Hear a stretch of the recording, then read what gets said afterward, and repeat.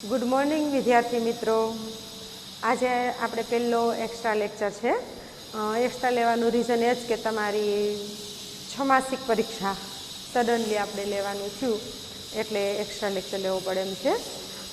Extra લેક્ચરની અંદર હું તમને આજે ઇકાઈ 6 જે છે એમના શબ્દાર્થ મેં આપણા વોટ્સએપ ગ્રુપમાં મૂકી દીધા છે.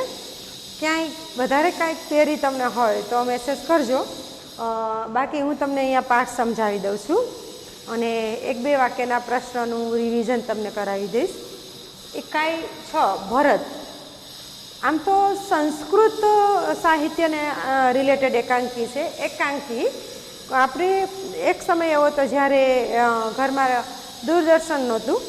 એ સમયે લોકો એકાંકી છે, નાટકો છે, શેરી નાટકો છે, આવું બધું ભજવતા હતા. ત્યારે ખૂબ રસપ્રદ મહાકવિ કાલિદાસ જે છે એમના બહુ સરસ મજાના લખેલા નાટકો છે. આ નાટકમાંથી એક બહુ સરસ એકાંકી તૈયાર કરવામાં આવેલું છે. રાજા લક્ષ્મણસિંહજીએ સંસ્કૃતમાંથી હિન્દીમાં એમનું અનુવાદ કરેલું છે. આપણે લેખકનો થોડોક પરિચય લઈ લઈએ કે લેખક જે છે એ કેવી રીતના સંસ્કૃત સાહિત્યમાંથી હિન્દી સાહિત્ય તરફ પોતાને ઇન્ટરેસ્ટ કેવી રીતના જાગ્યો. 1926માં રાજા લક્ષ્મણસિંહજી આ ગ્રામે જન્મે. राजा लक्ष्मण सिंह हिंदी, संस्कृत, अंग्रेजी, फारसी, बंगला और अरबी भाषा भली भांति जानते थे. कितनी भाषा? 5-6 भाषा राजा लक्ष्मण सिंह जी भली भांति जानते थे. इनकी अनेक पुस्तकों का अंग्रेजी और हिंदी में अनुवाद हुआ है और इनकी फारसी पुस्तक, अरबी पुस्तक, संस्कृत उसका अंग्रेजी और हिंदी में, क्योंकि अंग्रेजी अपनी इंटरनेशनल भाषा से, हिंदी राष्ट्रीय भाषा से, જેથી કરીને આ બે સારી ભાષાઓમાં એમના અનુવાદ થયેલા છે. કાલિદાસ કે અભિજ્ઞાન શાંકુતલમ બહુ સરસ મજાનું. હું કોલેજમાં હતી ત્યારે મેં આ આખી કૃતિ ભણેલી છે. તમારે તો માત્ર એક નાનો એવો અંશ છે, પણ અભિજ્ઞાન શાંકુતલમ બહુ સરસ મજાનું એમનું એક કાવ્ય છે. મહાકાવ્ય કહી શકાય. આમ તો રામાયણ અને મહાભારત મહાકાવ્ય છે, પણ સંસ્કૃતમાં જે મહાકાવ્યની હરોળમાં મૂકી શકાય એવું આ કાલિદાસનું અભિજ્ઞાન શાંકુતલમ. સંકુટલાની એમાં સ્ટોરી છે, એક અપ્સરાની સ્ટોરી છે. મેઘદૂત ઓર રઘુવંશ. મેઘદૂત પણ બહુ સરસ મજાનું કાલિદાસનું કાવ્ય છે. ઉજ્જૈન નગરી ઉપર લખાયેલું કાવ્ય છે. આખી ઉજ્જૈન નગરી જે છે, તમે પેલું પિક્ચર જોયેલું હશે બાલા બાલા ગીતવાળું, એમાં જે ઉજ્જૈન નગરીનું વર્ણન કરવામાં આવેલું સેમ એ જ નગરીનું વર્ણન કાલિદાસે મેઘદૂતમાં કરેલું છે. એના પછી એમનું રઘુવંશ બહુ સરસ આપણી રામાયણ ઉપર લખાયેલું છે. रघुवंश कालिदास ने हिंदी में अनुवाद उन पर इन्हें पुरस्कार दिया गया था.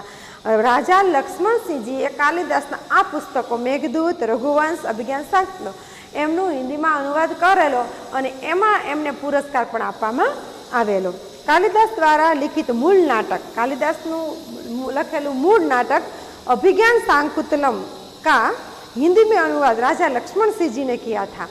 प्रस्तुत पाठ इस नाटक का एक अंश है અને આ પાઠ ભરત જે છે એના આધારિત એક અપ્સરાનો સંતાન હોય છે. એક રાજા અને અપ્સરા દ્વારા સંતાન ભરત નામનું સંતાન છે. બહુ સરસ. હું તમને ફોલો પાડી દઈશ, આખી સ્ટોરી કહી દઈશ તો તમને ઇન્ટરેસ્ટ નહીં પડે એટલે હું અગાઉ નથી કહેતી, પણ બહુ મજા આવે એવી સ્ટોરી છે અને એકાંકી છે. આપણે ખુદ ભજવી શકીએ એવી સ્ટોરી છે. रहने वाली तब ऋषि कर्णव के आश्रम में संकुटला का पुत्र, संकुटलाનો પુત્ર હતો. ભરત કોણ હતો? સંકુટલાનો પુત્ર. અને કર્ણવ ઋષિના આશ્રમમાં સંકુટલા રહેતી હતી અને એમનો પુત્ર ભરત એક સિંહ શાવક કે સાથ ખેલવા હતા. એક સિંહના બચ્ચાની સાથે રમી રહ્યો હતો. સિંહના બચ્ચાની સાથે રમે આ બાળક એટલે આપણે અંદાજ જ આવી જાય કે બાળકમાં કાંઈ ન ઘટતું હોય જે સિંહના બાળક સાથે રમતું હોય અને એનું જીવન કેવું હોય. आश्रम में रहने वाली 2 तपस्विनियाँ बालक को रोकने का प्रयत्न कर रही है. અને આશ્રમમાં રહેવા વાળી 2 તપસ્વીની જે છે, તપસ્વીની એટલે ત્યાંની સાધ્વી, એ બાળકને રોકે છે કે તું શું કરવાને સિંહના મોઢામાં હાથ નાખે છે, સિંહના દાંત ગણે છે, શું આ કરી રહ્યો છે, તું શું પ્રવૃત્તિ કરી રહ્યો છે, આમ એને રોકવાનો પ્રયત્ન કરે છે. રાજા દુષ્યંત ચૂપ કર. રાજા દુષ્યંત જે છે એ ભરતના આમ તો વાસ્તવમાં એના પિતા હોય છે. સંકુટલા સાથે એના ગંધર્વ લગ્ન થયેલા હોય છે. ગંધર્વ લગ્ન વિશે હું ક્યારેક તમે મને ક્લાસમાં પ્રશ્ન કરજો, બહુ સરસ એમના વિશે હું તમને ડીપમાં કહીશ. આજે મારી પાસે ખરેખર ટાઈમ નથી એટલો બધો લાંબુ વાત કરવાનો, પણ ગંધર્વ વિવાહ શું હતા કેવી રીતના કરવામાં આવતા એના વિશે હું તમને કહીશ. તમે મને યાદ રાખી અને આના વિશે પ્રશ્ન કરજો. રાજા દુષ્યંત છુપકર इस मनोहर दृश्य का आनंद ले रहे हैं. દુષ્યંત રાજા આ બાળક સિંહ શાવક સાથે, સિંહના બચ્ચા સાથે રમી રહ્યું છે, એનો આનંદ લઈ રહ્યા છે. બાળક કે પ્રતિ સહજ આકર્ષણ છે વે રોમાંચિત છે. અને બાળક પ્રત્યેનું પોતાનું જે સહજ આકર્ષણ થઈ રહ્યું છે એનાથી ખુદ ગદગદિત, આનંદિત, રોમાંચિત થઈ રહ્યા છે. અચાનક જ કેમ કે મને આ બાળક પોતાના તરફ ખેંચી રહ્યો છે. વાસ્તવમાં એ એનું બ્લડ હોય છે. ઉનસે रहा नहीं गया और वे बालक के पास पहुंच गए અને એનાથી રહેવાતું નથી અને એ બાળક પાસે જાય છે. ઉસે ગોદ में उठाकर प्यार किया અને એણે પોતે એને તેડી અને ખૂબ જ લાડ પ્યાર કરે છે. वे सोचने लगे काश काश यह बालक मेरा पुत्र होता. અને એ વિચારે છે કે કદાચ અમારો, એને ખબર નથી કે અમારો જ પુત્ર છે, પણ એ એવું વિચારે છે કદાચ અમારો પુત્ર હોત તો. दोनों तपस्विनियों की बातचीत से उन्हें पता चला कि यह बालक उन्हीं का पुत्र है. અને ત્યાર પછી બે તપસ્વીની વાતો કરે છે, એના આધારે એને ખબર પડે છે કે આજે એનો પુત્ર છે. यह जानकर वे खुशी से झूम उठते. અને આ જાણીને પોતે બહુ આનંદથી ઝૂમવા લાગે છે, નાચવા લાગે છે, ગાવા લાગે છે. હવે આ એકાંકી છે, આપણે ક્રમશઃ એક એક સંવાદને સમજશું. અને જે કાંઈ પ્રશ્ન તમને પૂછવામાં આવ્યા હશે ને છમાસિકમાં, પાઠમાંથી ન જશે, પાઠની બહારનું કાંઈ નહીં હોય. લેખકને યાદ રાખવા જરૂરી છે. બધા જ પાઠના લેખક, પાઠ કોણે લખેલો છે, એના ક્યાં લેખક છે એ પાકું કરવું જરૂરી છે. એ પણ પૂછી શકાય. પહેલું દ્રશ્ય, નાટક કે એકાંકીમાં દ્રશ્ય ભજવવામાં આવે રંગમંચ ઉપર. પહેલું દ્રશ્ય કેવું દ્રશ્ય છે તો કે એક બાલક સિંહ કે બચ્ચે કો ઘસીટતે હુએ લાતા હે. ઘસીટ એટલે ખેંચીને લઈ આવે છે. એક બાળક સિંહના બચ્ચાને ખેંચીને લઈ આવે છે. આપણે કેમ કૂતરાના બચ્ચાને પગ પકડીને, પૂંછડી પકડીને ખેંચીને લઈ આવતા હોઈએ, આ બાળક સિંહના બચ્ચાને ઘસીટ કર એટલે ખેંચીને લઈને આવે છે. ઓર દો તપસ્વીનિયા ઉસે રોકતી હુઈ આતી. અને બે તપસ્વીની દ્રશ્ય છે રંગમંચ ઉપર કે રોકાઈ જા, રોકાઈ જા, આવી રીતના પશુઓ સાથે આવી રીતના ન કરાય, આપણું વતન પશુઓ સાથે આવું ન હોવું જોઈએ. રાજા દુષ્યંત પેડ કી ઓટ સે ઉन्हें દેખ રહા હૈ. ઓટ એટલે પાછળનો ભાગ. રાજા દુષ્યંત જે છે એ વૃક્ષની પાછળના ભાગમાં છુપાઈને આ બધું જોઈ રહ્યા છે કે બાળક કેવી રીતના સિંહના બચ્ચાને ઘસેટીને લઈને આવે છે અને તપસ્વીનો બંને તપસ્વીનીઓ એને કેવી રીતના રોકી રહી છે. બાળક, અરે સિંહ તું અપના મુખ ખોલ, મેં તેરા દાંત ગીનુંગા. બાળક એમ કહે છે, અરે સિંહ તું તારું મોઢું ખોલ ને, મારે તારા દાંત ગણવા છે. પહેલી તપસ્વીની, અને પહેલી તપસ્વીની આ દ્રશ્ય જોવે છે અને બોલે છે, એ હઠીલે બાલક તું વન કે इन પશુઓ को क्यों सताता है. બાળકને કહે છે, એક જિદ્દી બાળક, તું આ વનના પશુઓને શું કરવાને હેરાન કરે છે. હમ તો इन પશુઓ को बाल बच्चों के समान रखते हैं. શું કહે છે, રખતી હે. કહે છે અમે આ પશુઓને અમારા બાળકોની જેમ રાખીએ છીએ. કારણ કે વનની તપસ્વીનીઓ હતી, આશ્રમમાં રહેવાવાળી, સિમેન્ટના મકાનમાં નહીં. જેવી જગ્યાએ આપણે રહીએ ને એવી આપણી લાગણીઓ થઈ જાય. વૃક્ષોની વચ્ચે રહીએ તો વૃક્ષો જેવા જીવંત હોય, પથ્થરોની વચ્ચે રહીએ તો પથ્થર જેવા જડ હોય. સેમ ઇઝ આપણા સંસ્કૃત સાહિત્યની અંદર જીવનની એક એક ક્ષણોની વાસ્તવિકતા બતાવવામાં આવેલી છે. એમાંની આ એક નાની એવી વાસ્તવિકતા છે, નાટક દ્વારા, એકાંકી દ્વારા આપણી સામે રાખી છે. પેલી તપસ્વીની એને એમ કહે છે કે બાળક તું પશુઓ સાથે આ વર્તન કરે છે એ અમને ન શોભે, અમારા આશ્રમવાસીઓને આવું ન શોભે. हम तो इन पशुओं को बाल बच्चों के समान रखते हैं. तेरा साहस बढ़ता ही जाता है. તું બહુ જીદી થતો જશો, તારી હિંમત બહુ વધવા માંડી છે. તેરા નામ ઋષિઓને સર્વદમન રખાય સો ઠીક હી હે. શું કહે છે, તારું નામ જો ઋષિ મુનિએ સર્વદમન રાખ્યું છે ને એ બરાબર જ છે, બધાઓનું દમન કરવા વાળો સર્વદમન. દુષ્યંત ઉનકી બાતે સુનકર સ્વયં છે. દુષ્યંત આ તપસ્વીની વાતો સાંભળી અને સ્વયં એટલે પોતાની સાથે, હા ક્યાં કારણ હે कि मेरा स्नेह इस बालक की ओर उमड़ा सा जाता है. શું કહે છે, કંઈક કારણ હશે કે આ બાળક પ્રત્યે હું કેમ ખેંચાતો જાઉં છું. આ બાળક પ્રત્યે શું એવી લાગણી મને થતી જાય છે કે હું બાળક પ્રત્યે ખેંચાતો જાઉં છું. દૂસરી તપસ્વીની, પહેલી તપસ્વીને બાળક વિશે કીધું, આપણે સાંભળ્યું. તમારે પુસ્તકમાં તમારે જોતો જવાનું છે ને વિડીયો સ્ટાર્ટ કરતા હો ત્યારે આ પુસ્તકે સામે રાખવાનું, મને પણ સાંભળવાની છે. દૂસરી તપસ્વીની, જો તું इस बच्चे को छोड़ न देगा तो सिंहनी तुम पर दौड़ेगी. એને ડરાવે છે, ધમકાવે છે કે તું આ સિંહના બાળકને છોડી નહીં દે તો સિંહની એટલે સિંહની બાળકની માં આવશે અને તારી સાથે એ झगड़ो करशे, तने तारी पाछळ ये दौड़शे, दौड़ेंगी। बालक मुस्कुरा कर, ठीक है सिंह का मुझे ऐसा ही डर है, मुंह चिड़ाता हुआ खीजाईने मोढुं चढ़ावीने, काई वांधो नहीं के मारे मारी पाछळ भले सिंह नहीं दौड़े, मारे एवुं ज जोईए छे। केम बाळक आपणा घरमां कांई करतुं होय ने आपणे एમને कांई कहीએ एम करीमां तने पप्पा खीजाशे, भले खीजाय मारे ई ज जोईए छे। सामे बाळक एम कहे ने सेम आ बाळक पण एम ज कहे छे, कांई वांधो नहीं सिंहनी भले मारी पाछळ दौड़े। बालक मुस्कुरा कर, ठीक सिंहनी का मुझे ऐसा ही डर है। दुष्यंत आश्चर्य से, दुष्यंत आम चकित थईने, यह बालक अवश्य किसी तेजस्वी वीर का पुत्र है। दुष्यंत एवं कहे कि कदाच नहीं पण अवश्य, शंका साथे नहीं पण ठोस बात साथे कि आ बालक कोई वीर पुत्र हो एवं लागे छे। इसका मुख अग्नि के समान दमक रहा ने एनु चेहरो अग्निनी जेम चमकी रह्यो छे। ए ज समये पहली तपस्वीनी जे छे ने के ए कहे छे, हे प्यारे बालक, सिंह के बच्चे को छोड़ दे, मैं तुम्हें खिलौना दूंगी। लालच आपे छे।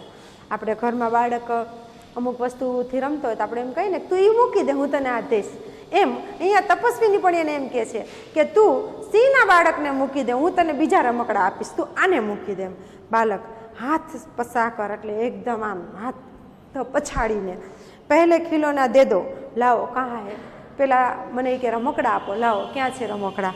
दुष्यंत दूर से बालक की हथेली को देखकर स्वयं से, दुष्यंत दूर थी, दूर એટલે ક્યાં હતો, એક વૃક્ષની પાછળ દુષ્યંત છુપાઈને જોતો હતો, ત્યાંથી એ બાળકના હાથની હથેળી જોઈશે અને પોતાની સાથે વાત કરશે. આહા, इसके हाथ में चक्रवर्तियों के लक्षण हैं, उंगलियों पर कैसा अद्भुत जाल है और हथेली की शोभा प्रातः कमल को भी लज्जित कर रही है.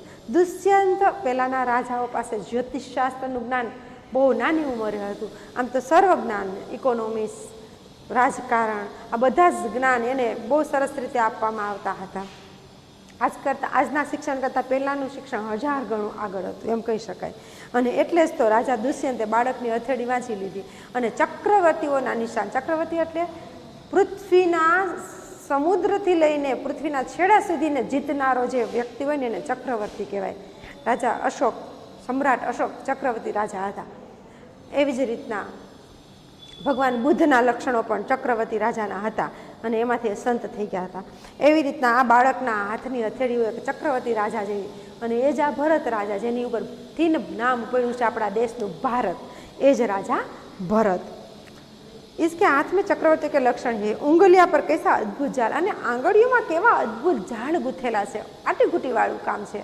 એટલે કે આ માણસને સમજવો ખૂબ અઘરો છે. ઓર હથેલી કી શોભા પ્રાત કમલ કો ભી લજ્જિત, અને હાથની હથેળીની શોભા તો જો આપણે ભગવાનના મુખની ક્રાંતિ, ભગવાનના પગના તળિયા, ભગવાનના હાથની હથેળીઓ, આ બધાના અંદર જે વજ દોરેલું હોય છે, કમળ દોરેલું હોય છે, એ એના જીવનના ઉચ્ચ કોટિતાના દર્શન કરાવતું હોય છે, ઈશ્વરની ઉચ્ચ કોટિતાના દર્શન કરાવતું હોય છે. એમ કોઈ મહાન માણસ જે છે એના જે અમુક ચિહ્નો છે શરીરના, એ પણ એની ઉચ્ચ કોટિના જ્ઞાનની આપણને જ્ઞાનથી આપણે પરિચય કરાવતું હોય છે.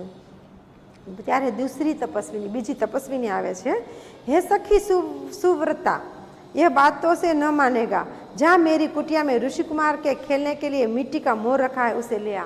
શું કહેશે, આપણે આને એમને કહેશું કે તું આ મૂકી દે, હું તને આ દઈશ, વાતથી માનવાવાળો આ છોકરો નથી. મારી કુટિયામાં સુવ્રતા, જેનું નામ, કોનું નામ છે, પહેલી તપસ્વીનું, કારણ કે અત્યારે આ બીજી તપસ્વીની, દૂસરી તપસ્વીની કહી રહી છે, એટલે એ કોને કહી રહી છે, સુવ્રતા. એ કોણ હતી? પહેલી તપસ્વીની. એક માર્કના પ્રશ્નમાં પૂછી શકાય कि पहली तपस्विनी का नाम क्या था, तो सुव्रता. मेरी कुटिया में ऋषि कुमार के खेलने के लिए मिट्टी का मोर रखा, उसे ले आ. आ जिद्दी बाळकने, જેમનું નામ શું રાખ્યું તું, ઋષિઓએ સર્વધમન, એને તું આપી દે, તું મારા કુટિયામાંથી મોર લઈ આવીને એને રમાય. પહેલી તપસ્વીની, મેં અભી લે આતી હું, જાતી હું. અને પહેલી તપસ્વીની એટલે સુવ્રતા જાય છે અને કહે છે કે લાવો હું લઈને આવું છું અને એમને આપું છું બાળક. તબ તક મેં ઇસી સિંહ કે બચ્ચે કે સાથ ખેલુંગા. કેટલું જીદ્દી હશે, તરત જ કહી દીધું, જ્યાં સુધી તમે મોર લઈને નહીં આવો ત્યાં સુધી તો હજી હું આ સિંહના બાળક સાથે રમીશ જ. યહ કહકર તપસ્વીની કી ઓર દેખકર હસતા હૈ. અને એ કહે અને તપસ્વીની આમે જોઈને હસે છે, જેમ આપણા ઘરમાં આપણું મારું જ ખુદનું બાળક છે. હું એમ કહું કે આમ નહીં આમ કર, એટલે એમ કે હા તો તું, હું અહીં ઊભો જ છું, તું લઈને અને હસે. આપણે લઈને ન આવીએ ત્યાં સુધી આપણા લેવાના ખેંચતાણના તમાશા જોવે. આ તો બાળકના સહજ લક્ષણ છે ને, એ તો એક આનંદ છે. બાળકની જીદ, બાળકનું થોડુંક તોફાન કરવાની વૃત્તિ, આ તો માતા પિતાએ માણવું જોઈએ. ખરેખર નસીબદાર મા બાપ જ પોતાના બાળકની જીદને માણી શકે અને એના તોફાનને માણી શકે. બાકી એને દબાવીને બેસાડી દેવું ને એ તો સહજ છે, એ તો બધાય કરી શકે. એટલે દુઃખ ન લગાડવું કે મારું બાળક તોફાની છે, મારું બાળક જીદી. બહુ આનંદની વાત હોય બાળકમાં જીદપણું હોય ને તોફાનીપણું હોય. એ જ આપણા માટે યાદગાર હોય ને, બચપનની મોટામાં મોટી યાદગાર ઘટનાઓ હોય. અને એ ભરત જેવા મહાન બની શકે. સિંહના મોઢામાં હાથ નાખીને દાંત ગણે, બાકી તો અવેડા ડાટા કાઢે. તબ તક મેં સિંહ કે બચ્ચે કે સાથ ખેલુંગા. બસ હમે તો કહી દીધું કે જ્યાં સુધી મોરલો નહીં આવે ત્યાં સુધી હું આ સિંહ સાથે રમીશ. यह कहकर तपस्विनी को देखकर हंसता है અને હસે છે. દુષ્યંત आप ही आप इस सुंदर बालक से खेलने को मेरा मन कैसे ललचाता है. દુષ્યંત દૂરથી જોવે છે કે આ સુંદર બાળક સાથે રમવાનું મારું મન કેમ લલચાઈ રહ્યું છે. આહ ભરકર એટલે નિરાશા લઈ આવીને. ધન્ય है वे मनुष्य जो अपने पुत्र को गोद में लेकर અને उनके अंग की धूल से अपनी गोद मैली करते हैं और पुत्रों के मुख अकारण हंसी से खुलकर उज्जवल दांतों की शोभा दिखाते हैं और तुतले वचन बोलते हैं. एक मातृत्व जागे છે દુષ્યંતની અંદર. એને એમ કહે છે કે ધન્ય છે એ માવતર કે જેના બાળક ધૂળમાં આળોટીને આવ્યા હોય ને, સીધા માવતરને ચોટી જાય ને એના કપડાં ગંદા કરે ધૂળવાળા. આજની પરિસ્થિતિ અલગ છે. બાળકને ધૂળમાં રમવા તો દેતા જ નથી. ધૂળવાળા હાથ બાળકના પોતાના શર્ટમાં અડી ગયા ને તો ભડાકો ચોટાડી જાય બાળકને કે તું તો હાથ ગંદા કરીને રાખે, મારા કપડાં ગંદા કરે. અરે શું એમાં નવું છે? બાળકના હાથના છાપ આપણા શરીર ઉપર ઉપસી જશે ધૂળની માટીની, ખેરી નાખશું પણ એ કેટલું સુંદર લાગશે. એ હથેળીની છાપ કેટલી સુંદર લાગશે. બહુ અંદર આનંદ. એ લીધે આનંદ છે ને ક્યાંયથી વેચાતો નથી મળતો, અંદરથી ઉત્પન્ન થાય છે, અનહદ ઉત્પન્ન થાય છે. અને બાળકની એક એક મુમેન્ટમાં એ આનંદ ઉત્પન્ન થાય છે. કાલે જ એક સરનો મેસેજ મને આવ્યો, મને કે તમારી પાસે સમય જ નથી. મેં કીધું અત્યારે મારી પાસે મારા બાળક માટે સમય છે. હું એની એક એક મુમેન્ટને મારા કેમેરામાં કેદ કરું છું. કદાચ કાલે મારું મૃત્યુ થઈ જાય તોય મને એ મુમેન્ટો પિક્ચરની જેમ યાદ રહી જાય. જીવંત હોવું જોઈએ. બાળક સાથેનું માતૃત્વ છે ને હંમેશા જીવંત હોવું જોઈએ. આ ભરત એકાંકી આપણે આવું બધું શીખવી જાય છે. એટલે દુષ્યંતને અફસોસ થાય છે કે ખરેખર એનું જ બાળક છે પણ એ વસ્તુથી અજાણ છે. એને ખબર નથી કે આ ભરત મારું જ બાળક છે. અને એની અંદરથી એટલે આપણે એ સમજવાનું છે કે એક ધન્ય છે એ મા બાપ કે જે પોતાના સંતાનોના ઉજ્જવલ દાંતની શોભા ક્રાંતિને માણી શકે, એના ધૂળવાળા હાથ પગ પોતાના ખોડામાં ખોડો ખૂંદતો હોય માણી શકે, એની એકદમ તોતરા વચનને સાંભળી શકે. નાનું બાળક જે તૂતલાતું હોય, તોતડું બોલતું હોય, ચાગલું બોલતું હોય એને માણી શકે. એમ दूसरी तपस्विनी ક્યારે ઠીઠ તું મેરી બાત કાન નહીં ધરતા. એટલે જીદી. ઠીઠનો મતલબ જીદી. કે જીદી તું કેમ હું ગમે એમ કહું તો તું કાંઈ માનતો નથી. આ જોઈ રહ્યો છે દુષ્યંત અને તપસ્વીની એની સાથે વાત કરી રહી છે. એટલે તમારે સમજવાના છે એકાંકીના એક એક ડાયલોગને. દૂસરી ઇધર ઉધર દેખકર. અને એ તપસ્વીની આજુબાજુમાં જોવે છે કે કોઈ મને મદદ કરે આ બાળકને સમજાવવામાં.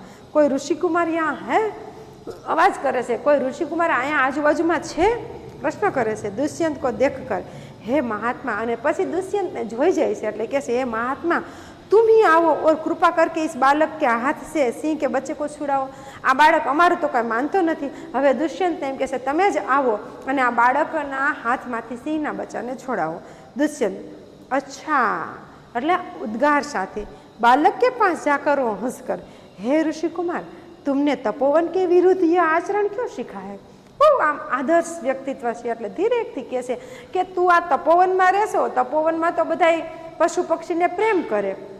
આપણે જોઈએ છે એની માં શકુંતલા પક્ષીઓને ખવડાવે છે, પીવડાવે છે, રમાડે છે, બાળકની જેમ હાંચવે છે. હવે એનું જ આ બાળક અને છતાં પણ તું કેમ આવું આચરણ કરે છે. એમ जिससे तुम्हारे कुल की लाज जाती है. અને તું તો એક ઋષિપુત્ર છે. ખરેખર દુષ્યંતને નથી ખબર કે આ ક્ષત્રિય છે કે રાજાનો પુત્ર છે.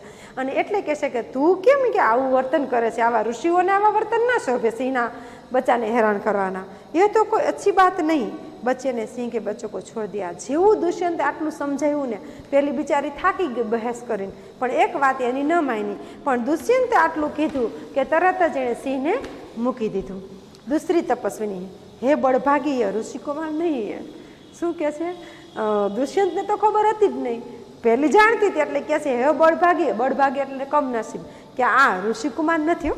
दुष्यंत, सत्य है, उसके काम ही ऐसे साहस के हैं। हाँ, અને કે લાગે છે તો એવું એના કામ જ આવા હિંમતવાળા છે।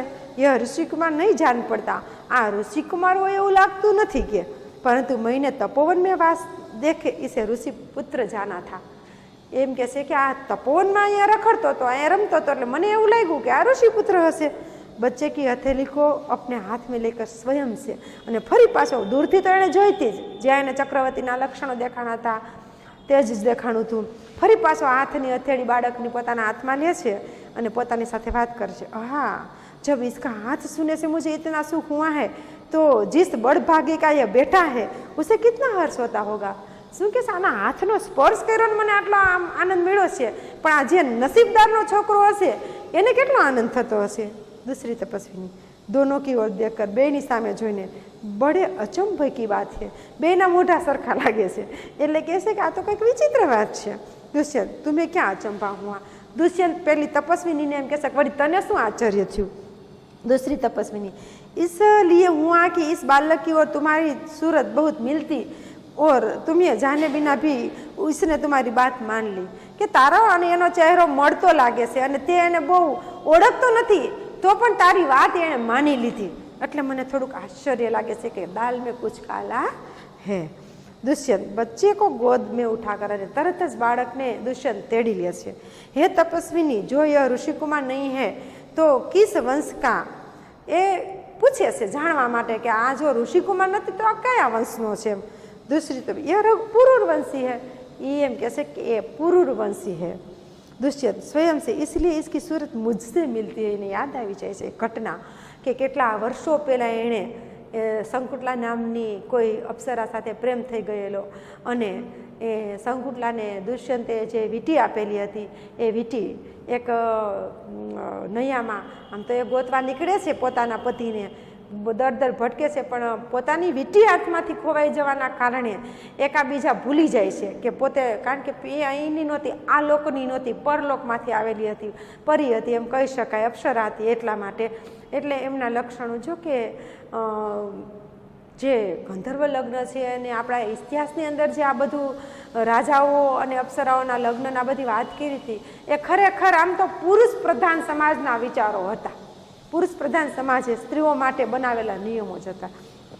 स्वयं से, इसलिए इसकी सूरत मुझसे मिलती है। અને એ વિચાર છે ખરેખર જો એ પુરુરવંશી હશે ને તો આ મારું જ બાળક હશે ને એટલે જ મારા ચહેરા સાથે એનો ચહેરો મળે છે। दुष्यंत વધારે कहसे, बच्चे को गोद में उतार कर पुरुरवंशियों में यह रीति को निश्चय है कि युवा अवस्था में वे महलों में रहकर पृथ्वी की रक्षा और पालन करते हैं और वृद्धावस्था आने पर वन में जितेंद्रिय तपस्वियों के आश्रम में वृक्ष के नीचे कुटीर बनाकर रहते हैं। देवता जैसी शक्ति वाला यह निडर और असाधारण बालक मनुष्य का पुत्र भला किस प्रकार होगा? आ कोई माणसनो पुत्र तो केवी रीतना होई शके? आटલું બધું પણ એમ કહેવા માંગે છે કે જો પુરુરવંશી હશે તો એ લોકોની રીત એવી છે કે યુવાનીની અંદર એ સમાજનું કામ કરે છે, એના કુળને બચાવે છે અને પછી એનો અમુક સમય આવે છે એટલે 53 વર્ષ 50 વર્ષ પછી 52 વર્ષ પછી એ વનમાં વયા જાય છે અને પછી ઈશ્વરની પ્રાપ્તિ પણ એ કરી લે છે, એટલે આ જીવનને જાણી લે છે। આપને ખબર હશે રઘુકુળ રીત ચદાચલી આવી પ્રાણ જાય પણ વચન ન જાય। આ ઈ જ રઘુ કુળ ઉપરથી જ આ ભરત જે છે એ ભારત દેશ જે નામ પડ્યું ભરત રાજા ઉપરથી એ જ કુળની આખી આ વાર્તા છે અને એટલા માટે એ કુળના સંતાનોના લક્ષણો વિશેમાં વાત કરેલી છે કે એ ક્યારેય ડરે એવા ન હોય, નિડર હોય। दूसरी तपस्विनी, हे परदेसी, तेरा यह संदेश तब मिट जाएगा जब तू जान लेगा कि इस बालक की माँ मेनका नामक एक अप्सरा की बेटी है। સંકુટલા જે હતી ને એમની માં મેનકા હતી, એને એવી જ રીતના લગ્ન થયા હતા। એક અહીંયા ફરવા આવેલી પૃથ્વી ઉપર ને રાજા સાથે લગ્ન થઈ ગયા ને એને બિચારીને ભટકતી મૂકી દીધી હતી અને એટલે સંકુટલા આશ્રમમાં મોટી થયેલી। એમ ભરતને પણ એ જ રીતના, એટલે જ મેં કીધું હમણાં કે ગંધર્વ લગ્ન શું હતા તો કે પુરુષ પ્રધાન સમાજે સ્ત્રીઓને ભટકાવવા માટે કરેલી વ્યवस्था। बेटी उसके प्रताप से इसका जन्म देवपुत्र के इस तपोवन में हुआ અને આના કારણે આ છોકરાનો જન્મ આ પરિવારમાં થયેલો છે, કારણ કે એની માં મેનકા અહીંયા રહેતી અને એની દીકરી પણ આ કર્ણ ઋષિના આશ્રમમાં રહે છે। दुष्यंत मन में यह तो बड़े आनंद की बात सुनाई, इससे कुछ और आशा बढ़ी। इसकी माता किस राजर्षि की पत्नी है? कैसे कि आनी माता कया राजर्षि की पत्नी है? दूसरी तपस्विनी जिस राजा ने अपनी विवाहित स्त्री को बिना अपराध छोड़ दिया, याद करावे छे ने, उसका नाम मैं न लूँगी कि आवा माणसનું હું નામ કેમ લઉં કે જેનો કોઈ વાક નહોતો ને એનો પતિ બિના વિવાહિત આવી રીતના ગર્ભવતી કરીને છોડીને વયો ગયો, આ પુરુષનું નામ હું લઈશ નહીં। આજે આપણો આ એક્સ્ટ્રા આ એક પહેલો લેક્ચર અહીંયા પૂરો થાય છે। બીજા લેક્ચરમાં આ પાઠ આગળ વધારશું।